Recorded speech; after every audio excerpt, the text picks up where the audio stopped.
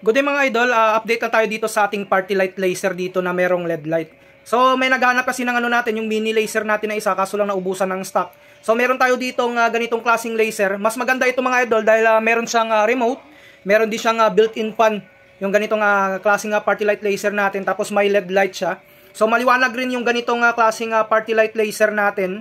Ayan, makikita ninyo, no? Ito yung kanyang likuran mga idol, ayan. Meron itong free na wire na USB cable para sa kanyang power source. So pwede natin yan isaksak sa power bank or sa ating charger ng cellphone, yung ganitong klaseng party light laser. So maganda ito gamitin sa Christmas at New Year ninyo. So ngayon i-test natin siya, patayin natin yung ilaw dito. So mga idol, ito yung ilaw ng ating party light laser. Kung makikita ninyo, napakatingkad ng kanyang ilaw dito. I-set lang natin sa remote, no? So ayan, kung makikita ninyo, ganyan kaliwanag yung kanyang red and green laser. Pero kung gusto natin siya lagyan ng ng LED light niya, yung parang LED par niya dito, ayan, i-auto natin siya. So makikita niyo mga idol, napakaganda ng ating laser na ito.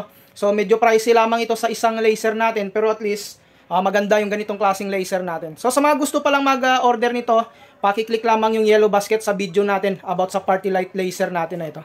So ayan mga lods, no? Pwede rin ito, may sound active. Kung gusto niyo sound active, pwede mga lods. So ito yung ating party light laser. Ayan. Napakaganda niya mga idol. So hanggang dito na lang yung video natin dito sa ating party light laser natin mga idol.